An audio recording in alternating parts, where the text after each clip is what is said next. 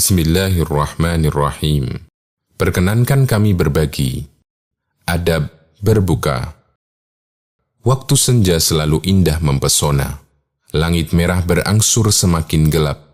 Angin berhembus lembut memberi hawa kesejukan bagi manusia setelah seharian didera teriknya matahari.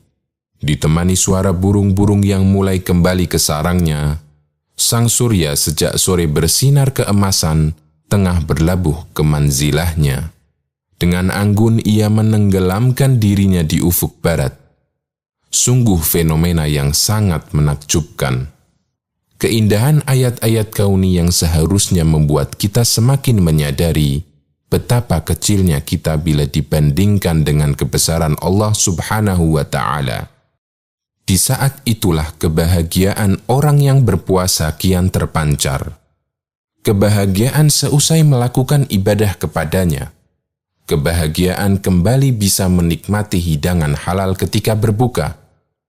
Rasulullah sallallahu alaihi wasallam bersabda, "Lis-shaimi farhatani yafrahuhuma, idza aftara fariha, wa idza laqiya rabbahu fariha bisaumihi." Orang yang berpuasa mempunyai dua kebahagiaan. Kebahagiaan ketika ia berbuka, dan kebahagiaan ketika ia bertemu dengan Rabb-Nya karena puasa yang dilakukannya. Hadis riwayat Bukhari dan An-Nasai. Agar kebahagiaan itu semakin berarti, saatnya kita melengkapinya dengan berbagai adab yang diajarkan Rasulullah SAW. Pertama, bersegeralah untuk berbuka. Menyegerakan berbuka ternyata bukan masalah sederhana. Ada banyak dalil yang menunjukkan bahwa Islam memberikan penekanan bagi umatnya untuk segera dalam berbuka. Di antaranya, yang pertama, Allah menetapkan batasan dalam setiap ibadah yang Dia wajibkan. Dalam ibadah puasa, Allah menetapkan batas waktunya antara terbit fajar hingga tenggelam matahari. Allah berfirman, "Wa kulu washrabu hatta yatabayyana lakumul khaytul abyadu minal khaytil aswadi minal fajr, thumma atimmus siyama ilal lail."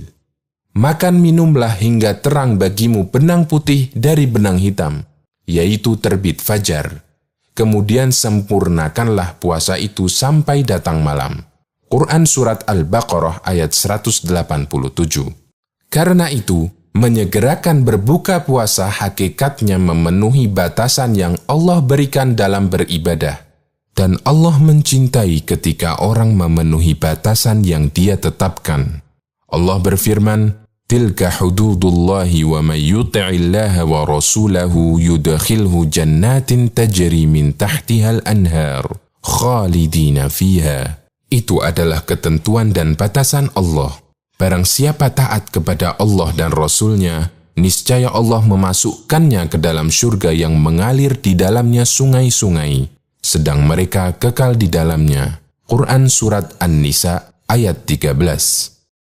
Rasulullah Shallallahu Alaihi Wasallam menjanjikan umatnya akan selalu mendapatkan kebaikan selama mereka menyegerakan berbuka. Dari Sahal bin Sa'ad radhiyallahu anhu, Rasulullah Shallallahu Alaihi Wasallam bersabda, "La yazalun nasu bi khairin ma'ajjalul fitrah." Umat Islam senantiasa berada dalam kebaikan selama mereka menyegerakan berbuka.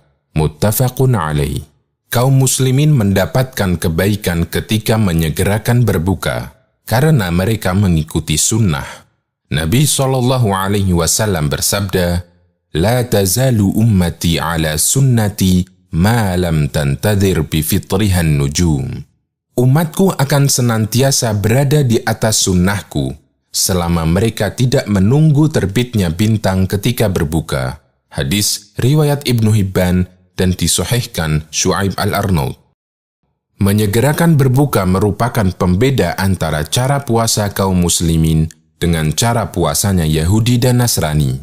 Dari Abu Hurairah radhiyallahu anhu, Nabi SAW bersabda, "La yazalu ad-dinu zahiran ma 'ajjala an-nasul fitrah li'anna al-yahuda wan nasara yuakhirun." Agama ini akan senantiasa menang selama umatnya menyegerakan berbuka, karena Yahudi dan Nasrani mengakhirkan berbuka. Hadis riwayat Abu Dawud, Ibnu Khuzaimah, dan dihasankan Syu'aib Al-Arnaud. Semua realita ini terbukti hingga Al-Hafidh Ibnu Hajar mengatakan, dulu umat Islam selalu menyegerakan berbuka, hingga mereka sekarang menunda berbuka. Adzan tidak dikumandangkan sampai matahari betul-betul jauh terbenam. Mereka menyangka agar semakin yakin. Mereka mengakhirkan berbuka dan menyegerakan sahur, meninggalkan sunnah. Karena itu, kebaikan mereka sedikit dan banyak keburukan di tengah mereka. Allahul Musta'an.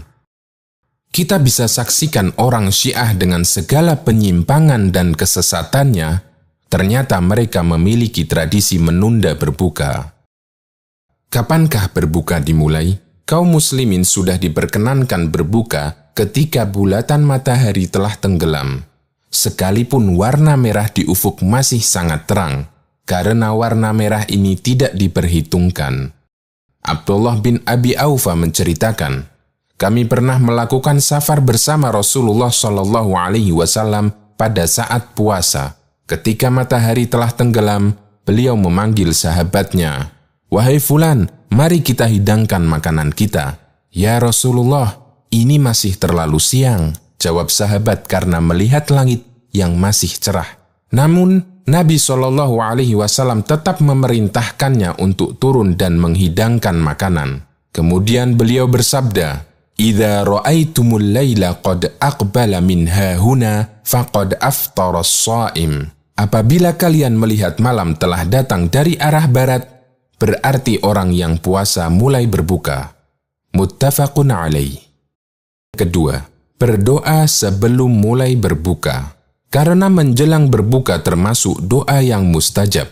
Dari Abu Hurairah radhiyallahu anhu, Rasulullah SAW bersabda, "Thalathatun la turaddu da'watuhum, al-imamul adilu, was-sha'imu hatta yuftira, wa da'watul mazlum."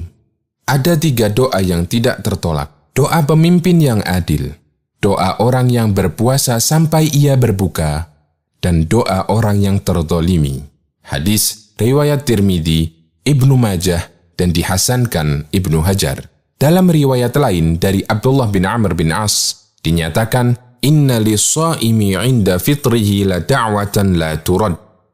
Doa orang yang berpuasa ketika berbuka tidaklah tertolak. Hadis riwayat Ibnu Majah. Anda bisa membaca doa apapun sesuai yang Anda inginkan di penghujung puasa Anda. Semoga Allah memperkenankan doa kita. Ketiga, jangan lupa membaca basmalah ketika mulai berbuka. Aturan makan berlaku ketika berbuka. Di antaranya membaca basmalah sebelum makan. Dari Aisyah radhiyallahu anha, Rasulullah SAW bersabda, "Idza akala ahadukum falyadhkur ismallahi ta'ala, fa in nasiya an yadhkura ismallahi ta'ala fi awwalihi falyaqul bismillahi awwalahu wa akhirahu." Apabila salah seorang di antara kalian makan, maka hendaknya ia menyebut nama Allah Ta'ala, yaitu membaca bismillah. Jika ia lupa untuk menyebut nama Allah Ta'ala di awal, hendaklah ia mengucapkan bismillahi awwalahu wa akhirahu, dengan nama Allah pada awal dan akhirnya. Hadis riwayat Abu Dawud, Tirmidzi, dan disahihkan oleh Al-Albani. Keempat, hidangan sunnah ketika berbuka. Dianjurkan untuk mengawali berbuka dengan beberapa biji kurma basah. Jika tidak ada, berbuka dengan kurma kering. Dan jika tidak ada, berbuka dengan minum air. Anas bin Malik radhiyallahu anhu menceritakan, "Kana Rasulullah sallallahu alaihi wasallam yuftiru ala rutabatin qabla an yusalliya, fa illam takun rutabatun fa'ala tamaratin, fa illam takun hasawatin min ma." Rasulullah sallallahu alaihi wasallam terbiasa berbuka dengan beberapa biji kurma basah sebelum sholat maghrib. Jika tidak ada, beliau berbuka dengan beberapa biji kurma kering. Jika tidak ada, beliau minum beberapa tegak air. Hadis riwayat Ahmad, Abu Dawud, dan disahihkan Syu'aib Al-Arnaud.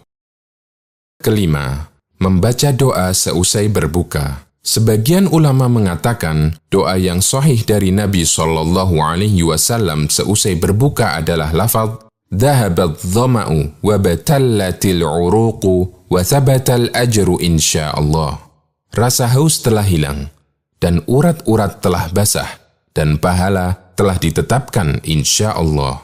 Doa ini berdasarkan hadis dari Ibnu Umar radhiyallahu anhuma bahwa beliau menceritakan, "Kana Rasulullah sallallahu alaihi wasallam idza aftara qala dhahaba adh-dhama'u wa batallatil 'uruqu wa thabata al-ajru insyaallah." Rasulullah sallallahu alaihi wasallam ketika telah berbuka mengucapkan, "Dhahaba adh-dhama'u wa batallatil 'uruqu wa thabata al-ajru insyaallah." Hadis riwayat Abu Dawud dan dihasankan oleh Al-Albani. Adapun lafaz Allahumma laka sumtu wa bika amantu wa ala rizqika aftartu, ini berasal dari hadis dhaif atau lemah, sehingga tidak kita jadikan sebagai dalil. Mula Ali Al-Qari mengatakan, tambahan wa bika amantu adalah tambahan yang tidak diketahui sanadnya. Keenam, memberi hidangan berbuka untuk orang puasa. Nabi SAW menjanjikan pahala besar bagi orang yang memberi hidangan berbuka puasa. Rasulullah SAW bersabda, "Man fattara sha'iman kana lahu mithlu ajrihi ghaira annahu la yanqusu min ajri shaimi syai'a." Siapa memberi makan orang yang berpuasa, maka baginya pahala seperti orang yang berpuasa tersebut, tanpa mengurangi pahala orang yang berpuasa itu sedikit pun juga. Hadis riwayat Ahmad, Tirmidzi, dan disahihkan oleh Al-Albani. Ketujuh, jika Anda diberi hidangan berbuka oleh orang lain, jangan lupa berterima kasih kepadanya, yaitu dengan mendoakannya. Di antara doa yang bisa Anda baca adalah doa yang diajarkan Nabi SAW dalam riwayat berikut. Dari Abdullah bin Busr, bahwa Nabi SAW pernah diberi makanan dan minuman oleh Busr al-Mazini. Kemudian beliau mendoakan, Allahumma barik lahum fima rozaqtahum, waghfir lahum warhamhum. Ya Allah, berkahilah rizki yang Engkau berikan kepadanya. Ampuni dan rahmatilah dia. Hadis riwayat Ahmad, Abu Dawud, dan disahihkan oleh Syu'aib al-Arnaud. Dalam riwayat lain, ketika Nabi SAW diberi minum, beliau menghadapkan wajahnya ke langit dan mengucapkan, Allahumma at'im man at'amani wa asqi man asqani. Ya Allah, berilah ganti makanan kepada orang yang memberi makan kepadaku, dan berilah minuman kepada orang yang memberi minuman kepadaku. Hadis riwayat Muslim. Dan ketika Nabi SAW berbuka di rumah Sa'ad bin Ubadah, beliau mengucapkan, Aftara indakumus sa'imuna, wa akala ta'amakumul abraru, wa sallat alaikumul malaikah. Orang-orang yang berpuasa berbuka di tempat kalian, orang-orang yang baik menyantap makanan kalian, dan malaikat pun mendoakan agar kalian mendapat rahmat. Hadis riwayat Ahmad, Abu Dawud, dan disahihkan oleh Syu'aib al-Arnaud. Semua doa itu bisa Anda ucapkan secara bergantian. Semoga kita tidak lalai dalam mengamalkannya.